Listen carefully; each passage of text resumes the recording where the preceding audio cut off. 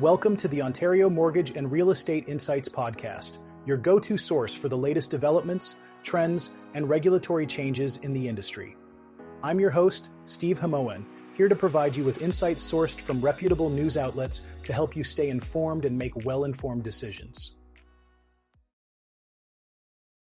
This podcast is brought to you by Real Approved Inc., a trusted mortgage brokerage dedicated to helping Canadians achieve their homeownership dreams.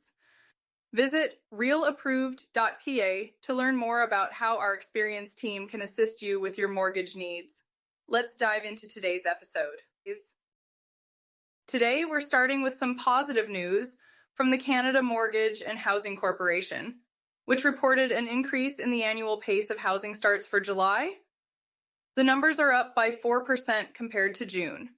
Steve, what do you make of this development? Well, Janine, it's certainly promising to see a rise in housing starts, especially given the current market conditions. The seasonally adjusted annual rate of housing starts reached 294,085 units in July, up from 283,523 in June. This indicates a robust demand and an active construction sector, which is vital for addressing housing shortages. Absolutely, Steve. It's heartening to see growth in this sector, especially for Canadian centres with populations of 10,000 or greater. There was a 5% increase in these areas, totaling 273,618 units. This kind of growth can provide more housing options for families and individuals looking to settle down in these communities. And it's not just the urban areas seeing growth. The annual pace of rural starts was estimated at 20,467 units. While it's a smaller number, it still represents a crucial component of the overall housing market. Rural development can often be overlooked, but it's essential for balanced regional growth. That's true, Steve. The actual housing starts in July for centres with a population of 10,000 or greater were 23,464 units, which is up 4% from last July. It's encouraging to see this consistent upward trend. It means more people are getting the opportunity to find a home that suits their needs. Indeed, Janine. The 6-month moving average of the overall seasonally adjusted annual rate of housing starts was 263,088 units in July, which is up 3.7% from June. This steady increase is a positive indicator for the future of the housing market in Canada. It suggests that the market is maintaining momentum, which is critical for economic stability and growth. In a major move to boost housing development, Ontario Premier Doug Ford has announced an additional $1.6 billion in funding for municipalities.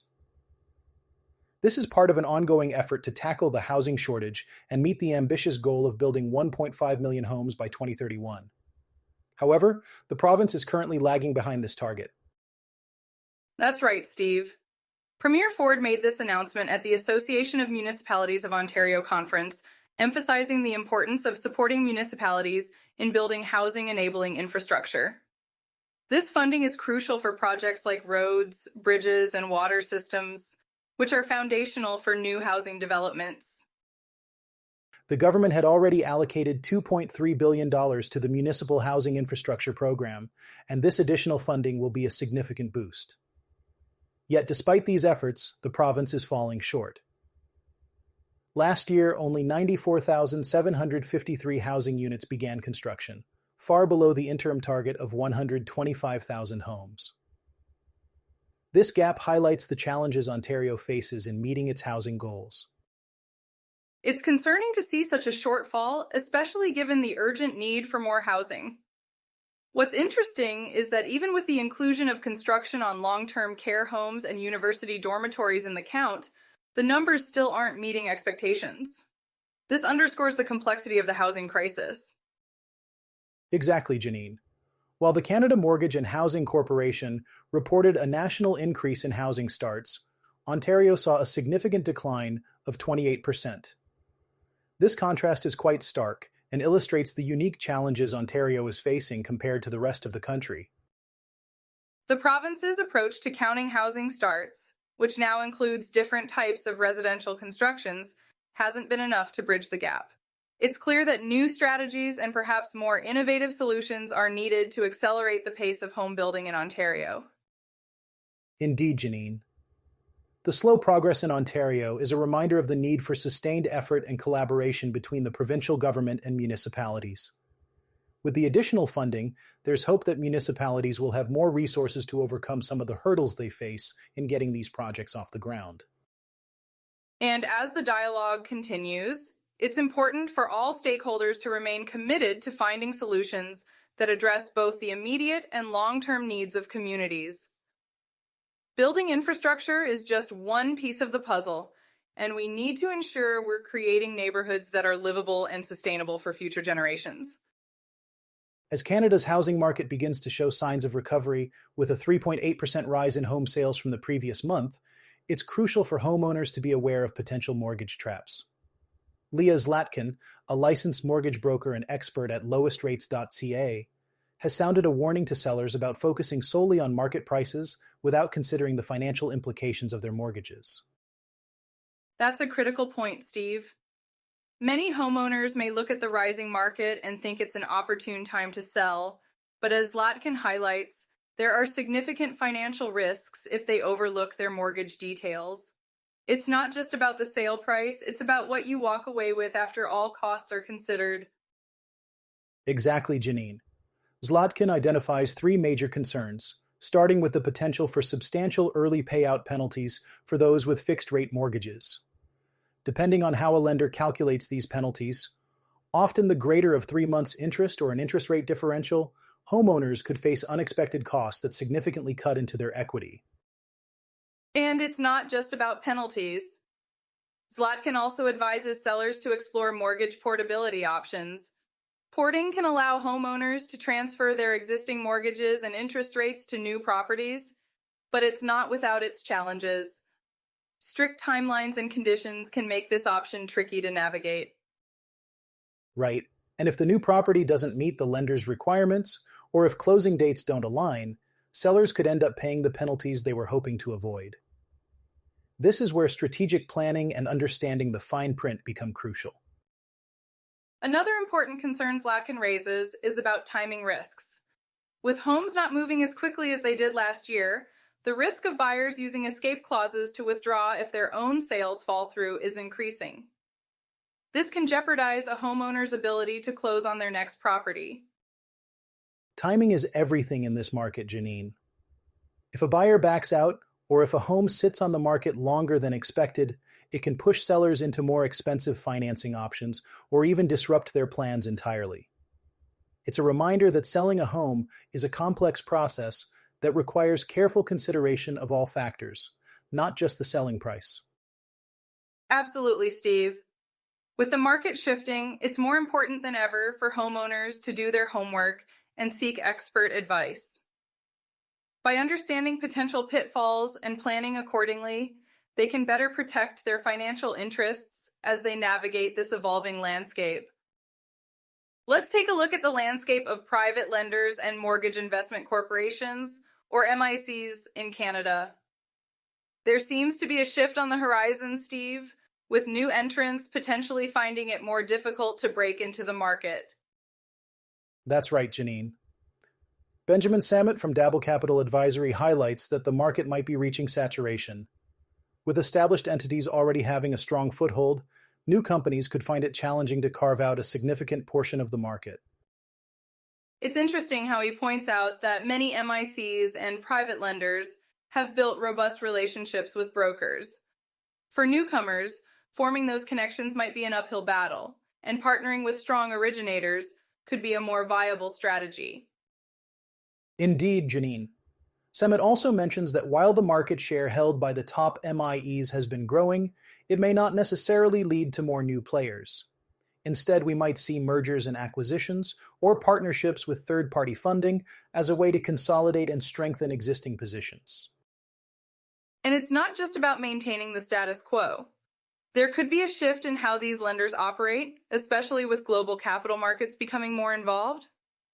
Samut suggests we might see a move from a fee-based approach to one focused more on origination. Yes, the idea is that some lenders might pivot to an originate-to-sell model, similar to what many monoline lenders do. This could mean a diversification of strategies within the MIC space, with some opting to maintain their private funds while others explore new models. It's a fascinating development, Steve. As private lenders adapt to these changing dynamics, it could reshape the landscape of mortgage investment. Whether they choose to maintain their current path or innovate with new strategies, it's a sector that's ripe for evolution. Absolutely, Janine. The next few years will be telling as we observe which strategies prove successful. It's all about finding that balance between maintaining assets and exploring new opportunities in a competitive market. Steve, the latest data from Equifax Canada reveals that nearly 1.4 million Canadians missed a credit payment in the second quarter of 2025. It seems like financial stress is becoming a growing concern for many households across the country. Yes, Janine. This is a significant number. Although slightly fewer than the previous quarter, it's still 118,000 more than last year. It indicates that while there might be some stabilization in credit performance, the underlying financial stress is far from resolved. Rebecca Oakes from Equifax points out that there's a growing divide between those with mortgages and those without. Younger Canadians, especially, are feeling the pinch with rising costs and a slower job market. It's really concerning to see this group carry an average non-mortgage debt of over $14,000. Absolutely, Janine. The data shows that the 90-plus day non-mortgage delinquency rate for Canadians under 36 has jumped significantly. This is a clear sign that the affordability crisis is hitting younger consumers particularly hard. They are struggling with job market uncertainty and higher costs, which are exacerbating their financial strain. And it's not just the younger generation. The pressure is also acute among non-mortgage holders, who are nearly twice as likely to miss a payment compared to those with mortgages. It's a widening gap that highlights the financial stress many are experiencing. Ontario is seeing some of the sharpest rises in non-mortgage delinquencies, with a 90-plus day balance delinquency rate above the national average. Toronto, the Greater Toronto Area, and Hamilton are leading this increase. Alberta is also experiencing similar challenges with high delinquency rates in cities like Edmonton and Calgary. It's clear that regional pressures are playing a significant role. In Ontario, both mortgage and non-mortgage consumers are under strain, while Alberta's non-mortgage holders are showing greater financial stress than their neighbors with mortgages. It's a complex situation that requires careful management. The total consumer debt has climbed to over $2.58 trillion, and with rising costs for vehicles, groceries, mortgages, and rent, households are feeling the squeeze. It's interesting to note that while mortgage holders are cutting back on spending, non-mortgage holders have seen a slight increase in their spending habits. Yes, Steve. Credit card spending, for instance, shows this divergence. Adjusted for inflation, there's been a slight decline in average spending per consumer, but non-mortgage holders are still spending a bit more year over year. It's a challenging environment for many. And when it comes to new credit activity, we're seeing a slowdown despite the usual seasonal trends. New credit card originations have declined, and the mortgage market is dominated by renewals and refinancing. First-time homebuyer activity is up slightly nationally, but down in key provinces like Ontario and Alberta. Lenders are tightening their approval standards, with more applications undergoing multiple reviews. It's getting tougher for consumers, especially younger ones, to secure loans. The average loan amounts are rising, reflecting higher costs for vehicles and other goods. Rebecca Oakes emphasizes that while delinquency rates might be leveling off, we're not out of the woods yet. High costs and regional economic pressures continue to weigh on households, particularly in Ontario and Alberta. It's a situation that requires ongoing attention and strategic planning to manage effectively. Let's delve into the new short-term rental licensing rules in Ontario's cottage country, Janine. These regulations, which were implemented in 2024, have stirred quite a bit of controversy among property owners. Yes, Steve. These rules are meant to regulate short-term rentals to ensure safety standards and preserve community character, but they've been met with mixed reactions. Some cottage owners find the fees and administrative requirements too burdensome, leading them to pull their properties from the rental market. Gabriel Leclerc, for instance, owns 2 cottages in Calabogie. He decided to take them off Airbnb after facing what he describes as an onerous process. He mentions that between the fees and the complex administrative requirements, the financial and time investments just don't add up. Exactly, Steve. Leclerc's frustration highlights how these regulations can impact owners who rely on rentals to cover costs like insurance, cleaning, and maintenance. This added burden has pushed him to consider selling his properties altogether. It's a significant move, Janine. The licensing in Greater Madawaska, which includes Calabogie, costs $300 annually. Owners must provide detailed information about their properties, including septic system maps and property layouts, to comply with the rules. And it's not just the cost, Steve. Owners like Kelly Percival Green, who have used their cottages as rental properties during off-seasons, are feeling the pinch. She mentions that the requirement to have someone on call for emergencies and to check safety equipment after every stay is excessive. Megan James, the general manager of Somewhere in Calabogie, offers a different perspective. She believes that these regulations create a level playing field, as they ensure all short-term rentals meet the same safety and operational standards as other accommodations. That's a valid point, Steve. James emphasizes the importance of regulation for safety and neighborhood harmony. However, JT Lowe's from All Season Cottage Rentals notes that the uneven application of these rules across municipalities is problematic. It can lead to discrepancies in fees and requirements. Right, Janine. These inconsistencies can create a black market for rentals, as some owners might choose to rent out properties quietly to avoid licensing hassles. Lowe's has reported a loss of business and job cuts due to these regulations. It's a complex issue, Steve. While there's recognition of the need for regulation, the execution seems to be the sticking point. Minden Hills counselor Pam Sain mentions that fine-tuning these bylaws could benefit from provincial oversight to streamline the process for municipalities. Indeed, Janine. As municipalities like Greater Madawaska refine their policies, it'll be interesting to see how these changes influence short-term rental practices across Ontario. The goal is to find a balance between supporting tourism and ensuring housing availability.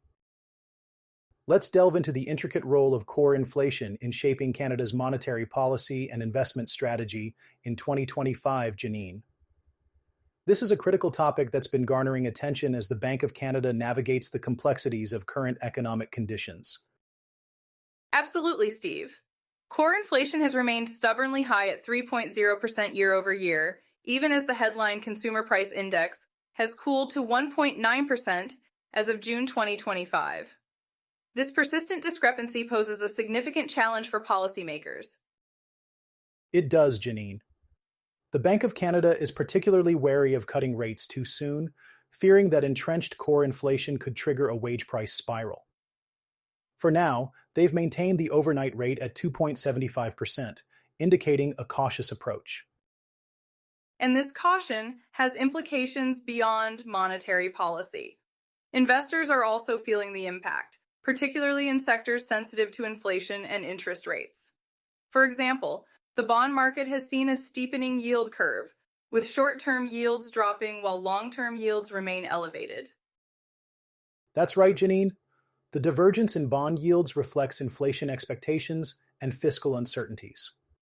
Short-term bonds offer attractive yields in the current low-rate environment, while long-term bonds act as a hedge against potential inflation normalization.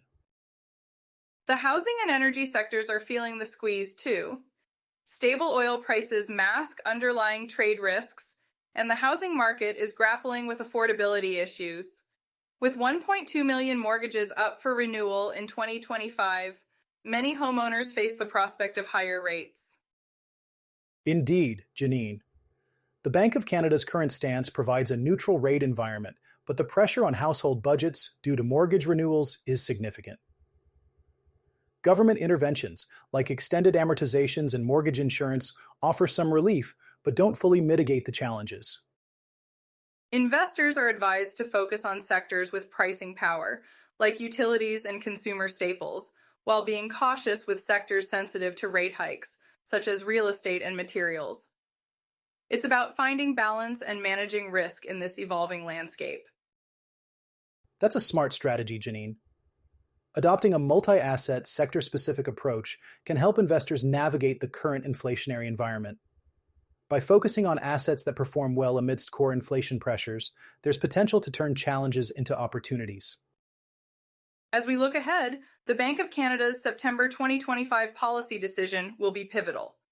If core inflation remains elevated, rate cuts might be delayed until 2026. Investors who anticipate this path will be better positioned to handle the volatility that lies ahead. Thanks for tuning in to another episode of the Ontario Mortgage and Real Estate Insights podcast. We hope you found today's insights valuable as you navigate the world of mortgages and real estate. Before you go, a quick reminder, Real Approved is here to make your mortgage journey smoother. Whether you're buying your first home or refinancing, their experienced team is ready to guide you with personalized support every step of the way. Visit realapproved.ca to get started and take the next step toward achieving your homeownership goals. Catch you next time, and stay informed with the latest industry insights.